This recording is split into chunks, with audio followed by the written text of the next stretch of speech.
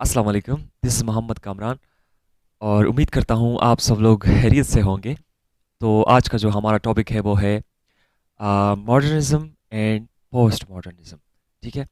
ये 2 मूवमेंट्स हैं। एक मॉडर्निज़्म है और फिर इसके बाद आने वाला जो है वो पोस्ट मॉडर्निज़्म है। ठीक है? एक मॉडर्निज़्म और इसके बाद जो आता है वो है पोस्ट मॉडर्निज़्म। ठीक है? तो इससे इसको समझने से पहले मैं कुछ बातें आप लोगों को कहना चाहता हूँ। देखिए, ये जो मूवमेंट्स हैं, ठीक है, डिफरेंट स्टैंसेस, डिफरेंट मूवमेंट्स जो है वो ये आते रहते हैं। हिस्ट्री में हम देखते हैं कि जो है वो एक ग्रुप किसी एक जो है वो आइडियोलॉजी के मानने वाले हैं, ये कुछ और आइडियोलॉजी के मानने वाले हैं, ये एक मूवमेंट का हिस्सा है, ये दूसरे मूवमेंट का हिस्सा है। तो मैं इम्पोर्टेंट बात ये बताना चाहता हूँ कि सोशियोलॉजी को अगर हम समझते हैं तो इन सोशियोलॉजिस्ट्स के बदौलत समझते हैं, जैसे कार्ल मार्क्स हैं, जैसे इमाइल डरहाइम है, ऐसे बहुत सारे सोशियोलॉजिस्ट हैं। फिर उनकी रोशनी में, उनके थियरीज की रोशनी में हम कोई कुछ रिसर्च करते हैं, कुछ कॉन्सेप्ट्स को समझते हैं। ठीक है? तो ये बहुत इंपॉर्टेंट बात है। इन सोशियोलॉजिस्ट का एक काफ़ी अहम रोल है, मतलब हम जो चीज़ें समझते हैं, ठीक है, इनमें। सही है। तो इनको समझना, सोशियोलॉजिस्ट को समझना ऐसे नहीं होता। उसकी मेंटेलिटी को समझना होता है, उनके बैकग्राउंड को समझना होता है, और वो हिस्ट्री में मतलब कब पैदा हुए, कहाँ पैदा हुए, और कैसा उनका एक कॉन्टेक्स्ट था, एक कल्चरल कॉन्टेक्स्ट था, वहाँ का क्या कैसा क्या था उस ज़माने में। मिसाल के तौर पर क्या वो किसी एक मूवमेंट के साथ जो है वो उसका कोई लिंक था, या वो किसी मूवमेंट के अगेंस्ट था। तो ये सारी चीज़ें जो हैं वो या कोई स्टांस था उनका, तो फिर उनकी बदौलत उनके जो आइडियाज़ है वो जनरेट होते हैं, उनके ओपिनियंस जो है वो जनरेट होते हैं। तो जाके वो फिर हम पढ़ते हैं, यार ये फलां थियरी है, ये फलां थियरी है। तो इस वजह से मैं आप लोगों को ये कहना चाहता हूँ कि सोशियोलॉजी को पढ़ने से पहले आप लोगों को ये पता होना चाहिए कि वर्ड व्यूज़ क्या है, मूवमेंट्स क्या है, और कौन कौन से मूवमेंट्स हैं, कौन कौन से वर्ड व्यूज़ हैं लोगों के, जो सोशियोलॉजिस्ट हैं या साइंटिस्ट हैं उनके अपने अपने जो है वो कुछ लाइक स्कूल ऑफ थॉट से बिलोंग रखते हैं। ठीक है? तो यही जो है ये बहुत ज़्यादा जो है वो समझना इम्पोर्टेंट है। बस ये कुछ बातें हैं, आई थिंक आप लोगों को समझ आ गई होंगी। लेकिन अब चलते हैं मॉडर्निज्म की तरफ। ठीक है? मॉडर्निज्म, मॉडर्निज्म जो था, समझते हैं कि एक रिएक्शन था अगेंस्ट मिडिवलिज्म। ठीक है? मिडिवलिज्म के अगेंस्ट रिएक्शन था वो मिडिवल यूरोप, नाम तो आप लोगों ने सुना होगा। ठीक है? तो ये मिडिवलिज्म जो है ये 13, 14, 15 सेंचुरी में पाया जाता था। उस जमाने में जो बिलीफ्स पाए जाते थे, मतलब उस जमाने में लोगों की जो मेंटालिटी थी, वो समझते थे कि जो इंसान है, ठीक है, उसको हर चीज जो है वो बिलीव और फेथ फेथ जो है उस पर ही लेना चाहिए। मिडिवलिज्म जो है, मिडिवलिज्म में रिलीजन का काफी जो है वो डोमिनेशन था। देखिए, उनका कुछ ऐसा बिलीफ था कि जो यूनिवर्सल ट्रूथ है, ये गॉड ने कुछ खास लोगों को बताए हैं जो कि उस वक्त पावर में थे। ठीक है? वो लोग जिनका रिलीजियस इंस्टीट्यूशंस पर होल्ड था, ये जो प्रीस्ट होते हैं, ठीक है, प्रीस्ट, पादरी वगैरह, ठीक है, उस जमाने में उनका बहुत ज्यादा होल्ड था। अच्छा, क्रिश्चियनिटी, क्रिश्चियनिटी का मिडिवलिज्म में काफी होल्ड था। ठीक है? उनका कल्चर, सियासत, कवानीन वगैरह पर गहरा असर था। ठीक है? उस वक्त के लोग गहरे रिलीजियस बिलीफ्स रखते थे। ठीक है? वो स्पिरिचुअल वर्ड पे यकीन रखते थे। तो मोनार्की में क्वीन और बादशाह की अपनी जो मतलब लैंड पर एक सुप्रीम अथॉरिटी होती थी। ठीक है? दूसरा, बादशाह के पास एक डिवाइन पावर होता था। मतलब बादशाह जो है वो मतलब लाइक वो गॉड का एक रिफ्लेक्शन है, कुछ इस तरह गॉड को मतलब बादशाह को समझते थे। तो इस वजह से उसके हर अमल को जो है वो जस्टिफाई किया जाता, हर बात को उसको मतलब ट्रू समझता था कि ये जो भी बोलता है ये ठीक बोलता है। ठीक है? और ये जो भी करता है वो ठीक करता है। अब ये तो था मिडिवलिज्म, वो जमाना जिसमें रिलीजन का काफी ज्यादा होल्ड था। मैंने आप लोगों को बताया कि यार जैसे बादशाह के पास डिवाइन पावर है, लोग जो है वो ऐसे बिलीफ्स रखते थे। ठीक है? मतलब उसमें कुछ इतना मतलब वो क्वेश्चन नहीं करते थे चीज़ों को, मतलब वो स्केप्टिक नहीं थे। ठीक है। इसके बाद जो बहुत ही ज़्यादा इंपॉर्टेंट मूवमेंट है, इसको समझना इंतहाई ज़रूरी है, वो है रेनेसांस मूवमेंट। ठीक है। तो यूरोप को डार्क एजेस से निकालने में और मॉडर्निटी के अंदर दाखिल करने में सबसे अहम किरदार जो है वो रेनेसांस मूवमेंट का था। ठीक है। रेनेसांस का मतलब है रीबर्थ, मतलब दोबारा पैदा होना।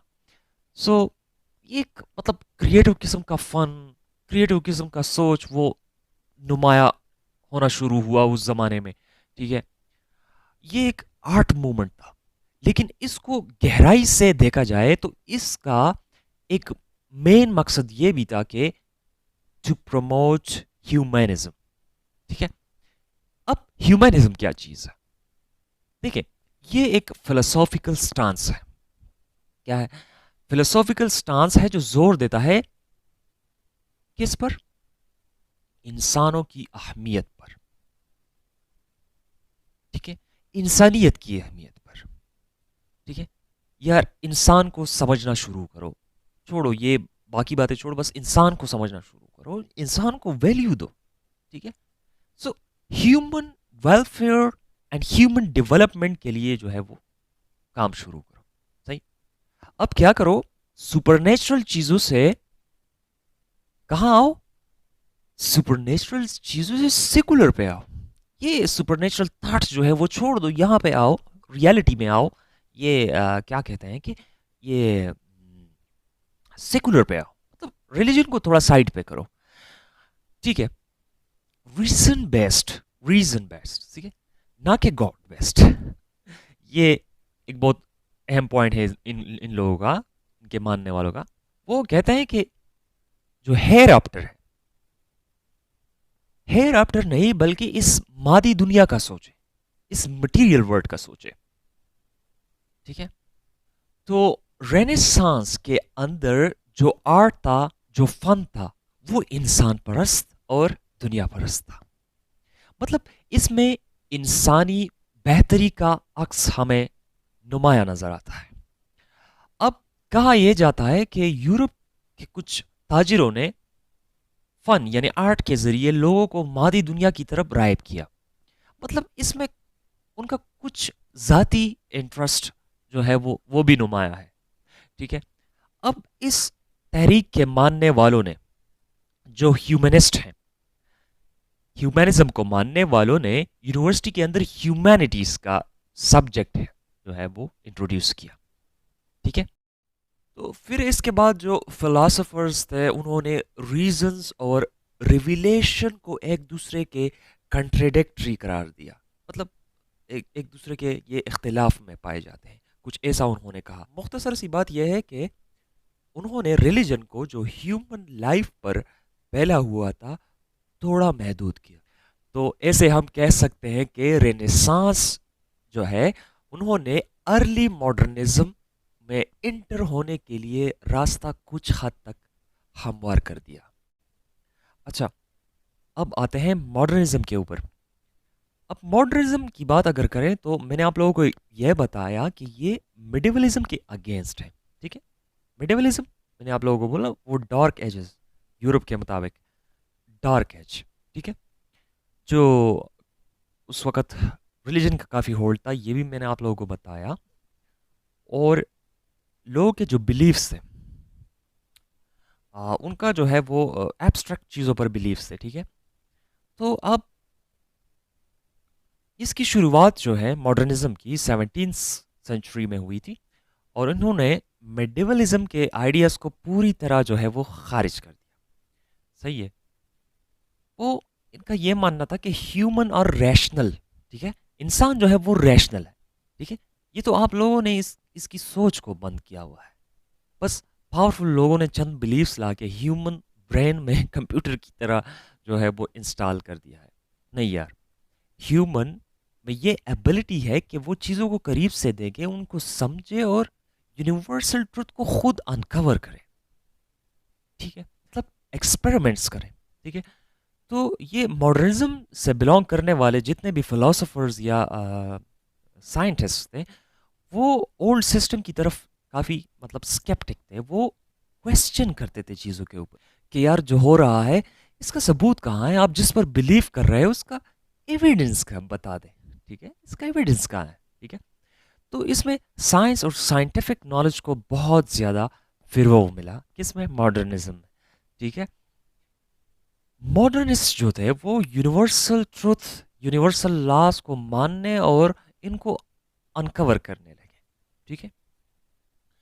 मतलब through rationality, through reason, through objective observations, ठीक है। और इनका ये ख्याल था कि ये हर जगह जनरलाइज होते हैं, मतलब एप्लीकेबल, उनके कल्चर वगैरह के कॉन्टेक्स्ट के बावजूद, ठीक है। तो इनका ये ख्याल था कि रियलिटी जो है, रियलिटी ऑब्जेक्टिव है, ठीक है, कि ये रियलिटी ऑब्जेक्टिव है। इसका ये मतलब है कि ये इंडिविजुअल परसेप्शन से आज़ाद है, it is independent from the individual perception, ठीक है। इंसान इसको साइंटिफिक मेथड्स के जरिए को अनकवर करता है। तो मॉडर्निस्ट का जो अप्रोच था वो ऑब्जेक्टिव था, थ्योरेटिकल था और एनालिटिकल था, ठीक है। तो ये तो मैंने सारी कहानी आप लोगों को बताई मॉडर्निज्म का जो है वो साइंटिफिक रिवोल्यूशन के ऊपर। यार इसके अलावा भी बहुत सारे चेंजेस आए, देखिए बड़े बड़े बिल्डिंग्स बन गए, इंडस्ट्रीज आई, ठीक है, और ब्यूरोक्रेसीज बन गई, लोग रैशनल पर्पसफुल इंस्ट्रूमेंटल बन गए। तो मॉडर्निज्म में ये कुछ बातें जो है ये सेंट्रल है, इंपॉर्टेंट है, अहम है, कुछ पॉइंट्स हैं, जैसे यूनिवर्सल लॉज हैं, ठीक है, इनको अनकवर करना है, किस तरह अनकवर करना है, उनको ऑब्जर्व करना है, उनको साइंटिफिकली जो है वो अनकवर करना है, साइंटिफिक मेथड्स यूज करके, ठीक है। और इसके अलावा जो रियलिटी है वो क्या है, वो ऑब्जेक्टिव है, ठीक है। तो मॉडर्निज्म के अंदर जो साइंस है, ये तो आप लोगों को पता है। तो साइंस जिस जिस जिस रियलिटी को मानता है वो ऐसी रियलिटी होती है जिसको through reason, through experience, I mean के थ्रू एक्सपेरिमेंटेशन आप उसको प्रूव करो, तो उस किस्म की रियलिटी को जो है वो साइंस जो है वो मानता है। और ये बेसिकली जो है it's the essence of this modernism, ठीक है। फिर इसके बाद जो आता है वो है पोस्ट मॉडर्निज्म, ठीक है। तो पोस्ट मॉडर्निज्म का टाइम शुरू होता है, कहीं पे लिखा है 1950, तो कहीं पे लिखा है 1970, ठीक है। तो पोस्ट मॉडर्निज्म ने जो चैलेंज किया वो साइंस को किया, ठीक है। इन्होंने इनलाइटनमेंट को किया। इनलाइटनमेंट आप लोगों को तो पता है ना, इनलाइटनमेंट रोशन ख्याली, इनकलाब। यार बादशाह को हटा दो, बादशाह नहीं चाहिए, अब मोनार्की सिस्टम को ख़त्म कर दो, जो ये जो हमारे ट्रेडिशनल बिलीफ्स हैं, ट्रेडिशंस हैं, इनको चेंज करो। ये इतने चेंजेस आते हैं, ये इनलाइटनमेंट के साथ जुड़े हुए हैं, ठीक। लोग बादशाहत के खिलाफ निकले और जो है वो एब्सोल्यूट अथॉरिटी को चैलेंज किया, फिर रिलीजन को चैलेंज किया। ये तो सारा जो है वो हमारे इनलाइटनमेंट से जो है वो जुड़ा हुआ है। तो ये इनलाइटनमेंट के ऊपर मैंने एक वीडियो बनाई है, वो भी आप लोग देख सकते हैं। तो ये जो पोस्ट मॉडर्निज्म है, जो मॉडर्निज्म के बाद आता है, ये चैलेंज करता है साइंस को, ठीक है, क्योंकि ये तो ऑब्जेक्टिव रियलिटी नहीं मानता। मैं आगे आप लोगों को बताता हूँ, साइंस को चैलेंज करता है, इसके साथ साथ इनलाइटनमेंट को, जो साइंटिफिक एक जो बहुत अहम स्टेज है साइंस के मैदान में, या हम कह सकते हैं कि ओवरऑल सोसाइटी के जो है वो के लिए एक बहुत ही अहम जो है वो फेस है, ठीक है, सोसाइटल चेंज के लिए, सोशल चेंज के लिए। तो ये एक बहुत अहम फेस है इनलाइटनमेंट। तो इसको भी इस पोस्ट मॉडर्निज्म ने नहीं छोड़ा, ठीक है। फिर इसके बाद अब पहली बात तो ये है कि ये कहते हैं कि सच्चाई कोई वजूद ही नहीं रखती, रियलिटी नहीं है। आप दुनिया को कोई मॉडर्निस्ट बन के ऑब्जेक्टिवली स्टडी नहीं कर सकते, ठीक है। जब हकीकत नहीं है तो साइंस कहां से आ गया, जब हकीकत नहीं है तो साइंस कहां है यार। इनका ख्याल है कि सब कुछ सब्जेक्टिव है, मतलब सब कुछ रिलेटिव है। मेरे लिए जो सच है शायद वो आपके लिए सच ना हो, मेरे लिए जो सच है वो मेरे लिए ही सच है, जो आपके लिए सच है वो आपके लिए ही सच है। मतलब अगर मैं इसको ना मानूं तो ये मेरा अपना ओपिनियन है, क्या समझे। तो मुख्तसरन बात यह है कि रियलिटी जो है वो सब्जेक्टिव है, सबका जो है वो अपना अपना ओपिनियन है, ठीक है। मैं जिस तरह एक चीज़ को देखता हूँ शायद मेरे लिए उसकी रियलिटी अलग हो, शायद आपके लिए उसकी रियलिटी अलग हो। अब ये जो लोग हैं, ये पोस्ट मॉडर्निस्ट वाले, ये ग्रैंड थियरीज को सिरे से रिजेक्ट करते हैं।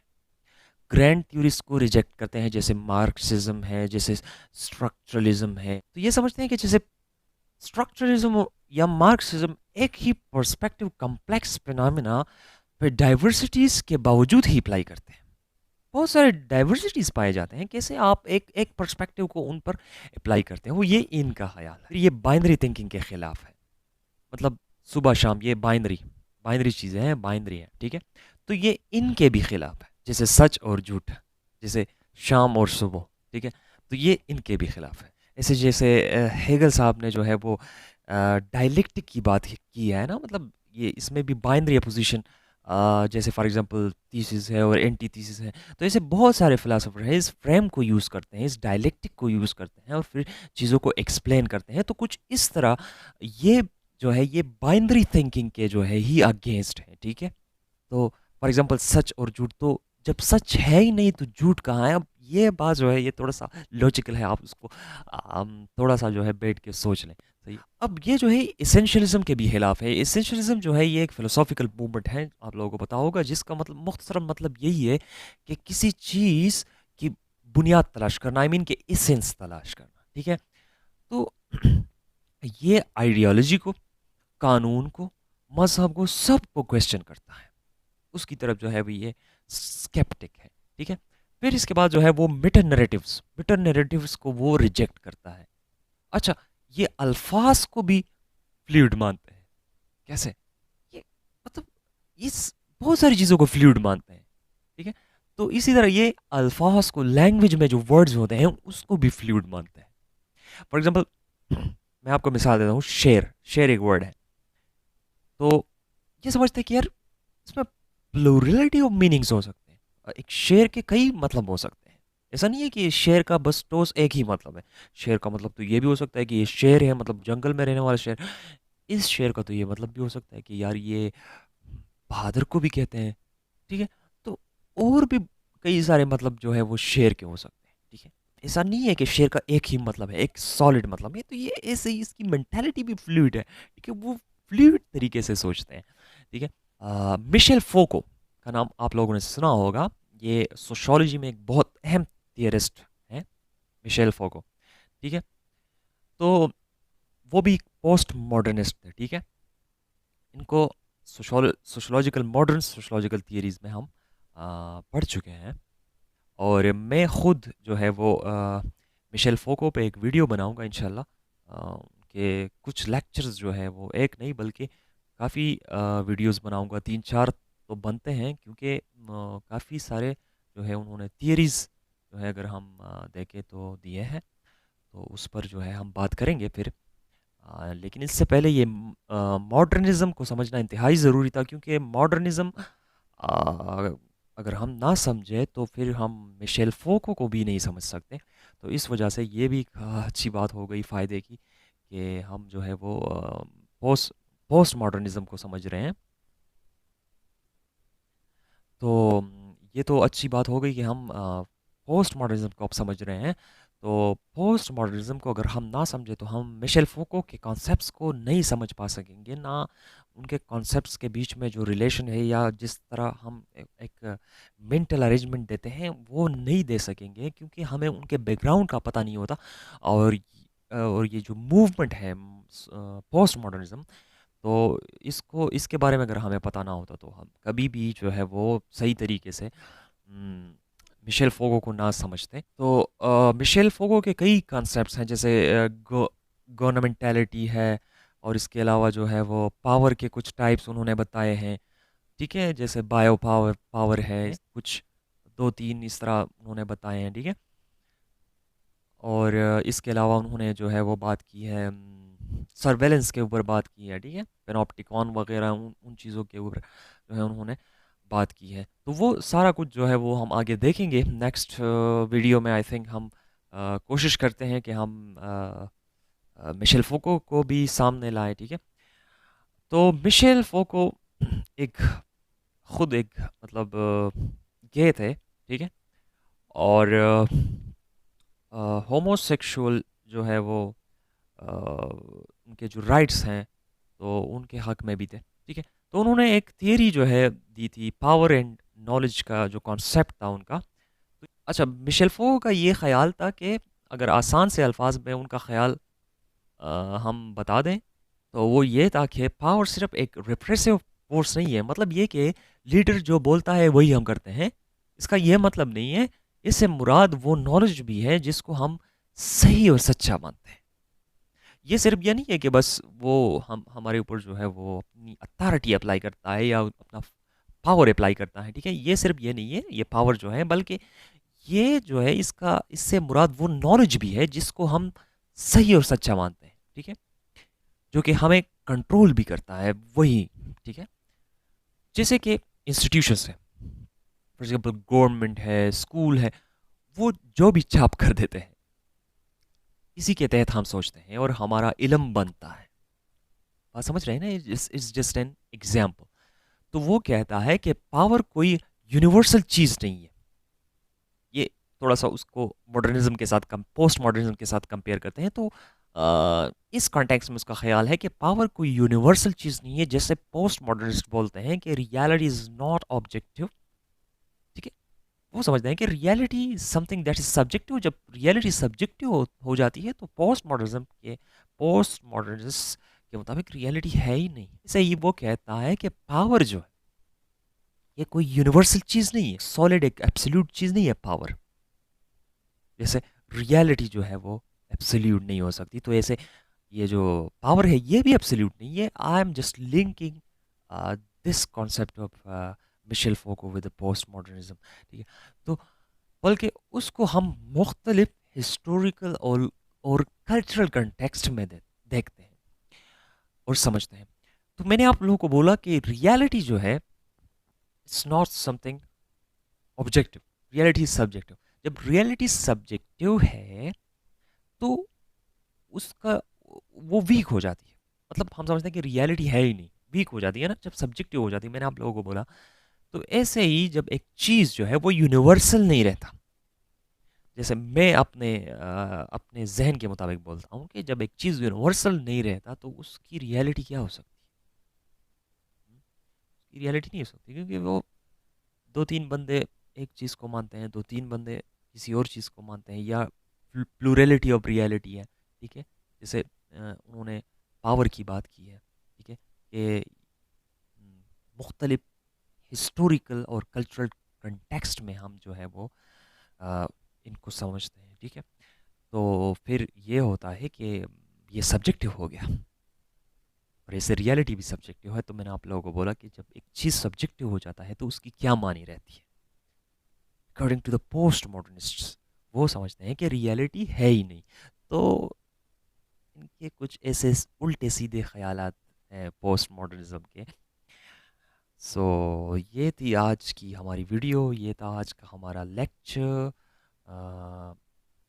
मॉडर्निज्म और पोस्ट मॉडर्निज्म के ऊपर। अगर आप लोगों को फिर भी इन कॉन्सेप्ट्स का समझ नहीं आया हो तो प्लीज़ मुझे कमेंट में बता दीजिएगा। जहाँ जहाँ जिस जिस पॉइंट में आप कंफ्यूज हैं तो प्लीज़ काइंडली आप पर्सनली भी मुझे मैसेज कर सकते हैं या आप कमेंट्स में भी जो है वो बोल सकते हैं। So thanks for watching this video. Allah हाफिज़।